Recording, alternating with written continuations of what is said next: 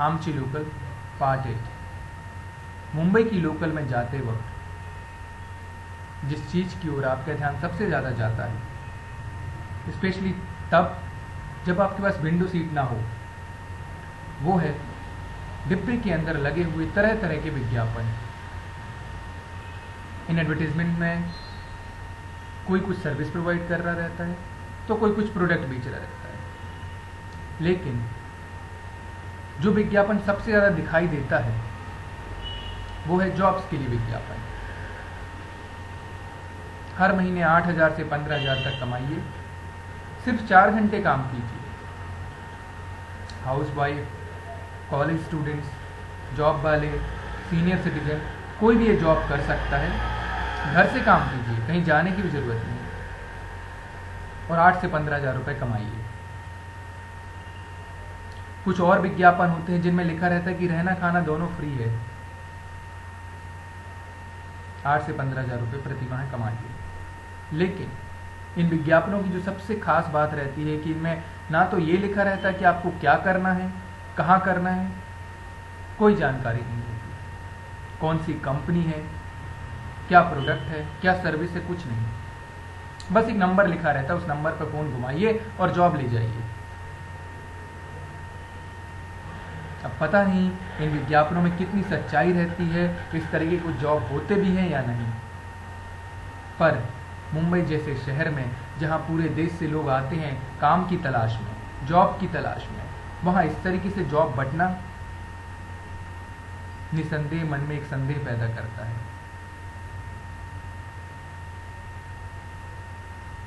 मैं नहीं जानता कि पुलिस ने, प्रशासन ने कभी इस तरीके के विज्ञापनों के पीछे की सच्चाई को जानने की कोशिश की है या नहीं, पर मैंने तो कभी न्यूज़पेपर में, कभी टीवी पर कुछ नहीं सुना। बहुत सारे लोग शायद इन चीज़ों में जाते होंगे, पता नहीं क्या काम करते होंगे, पर मुंबई जिसे क्राइम की नगरी कहा जाता है, जहाँ पर किसी भी तरीके का गैर कानूनी, किसी भी तरीके का अपराध पॉसिबल है, वहाँ इस तरीके के विज्ञापन दिए जाना और उन पर कोई एक्शन न लिए जाना निसंदेह चिंता का विषय है।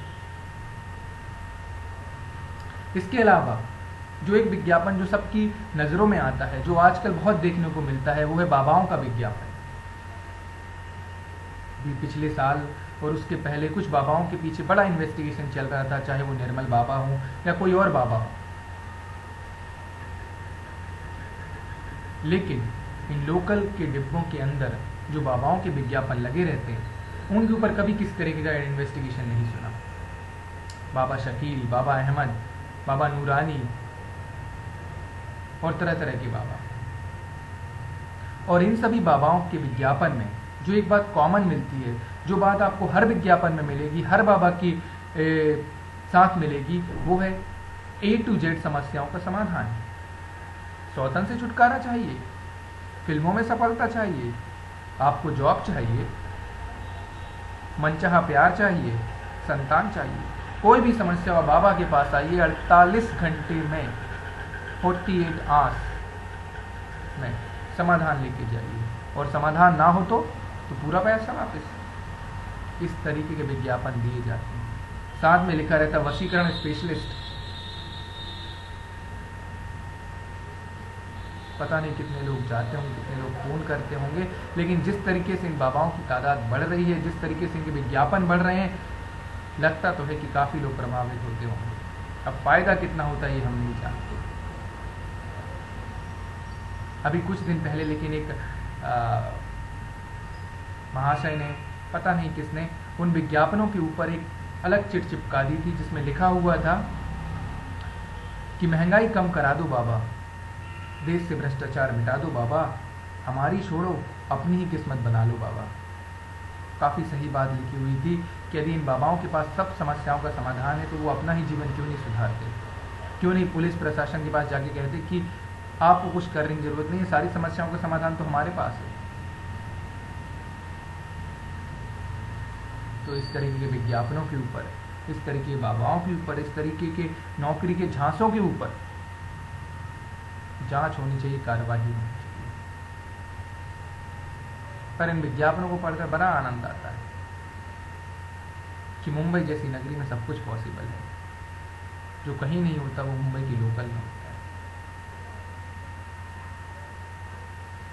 और जब हम मुंबई की लोकल में आने वाली समस्याओं की बात करते हैं तो एक बड़ी ही रोचक समस्या है जो सिर्फ लोकल में जाने वाला ही जानता है, वो है बारिश की समस्या।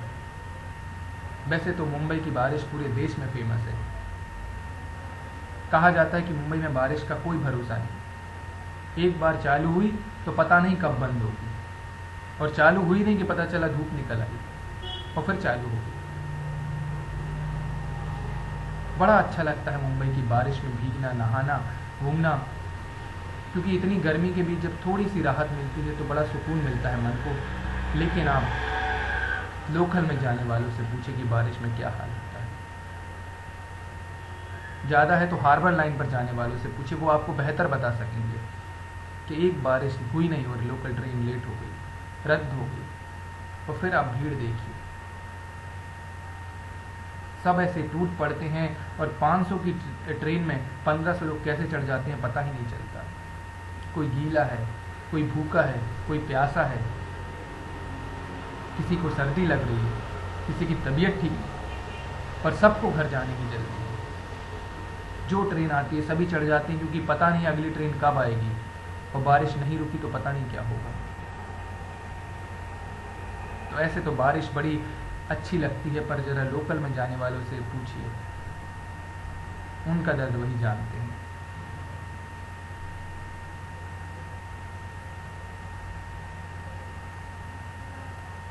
इसके अलावा एक और समस्या जो लोकल में आपको देखने को मिलेगी वो है कि जेंट्स डिब्बों में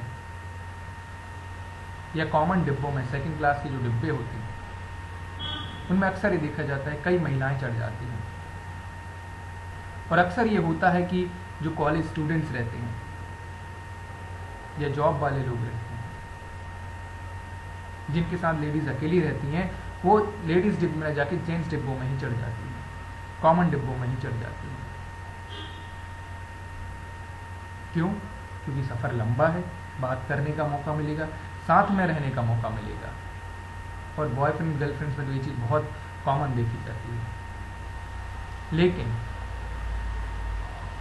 आप कल्पना कीजिए कि जब 100 लोगों की जगह वाले डिब्बे में जब 200 लोग चढ़े हों और उसके बीच कोई लेडीज आ जाए तो आसपास वाले कैसे मैनेज कर पाएंगे। और उस पर भी जो लेडी के साथ जो महाशय रहेंगे वो कुछ ज़्यादा ही हीरो बनने की कोशिश करेंगे। भाई साहब अलग हो जाइए, भाई साहब जगह दे दीजिए, भाई साहब लेडीज़ है। अरे भाई साहब जब लेडीज़ है तो उनको लेडी डिब्बे में क्यों नहीं चढ़ाया? बड़ी ही समस्या होती है।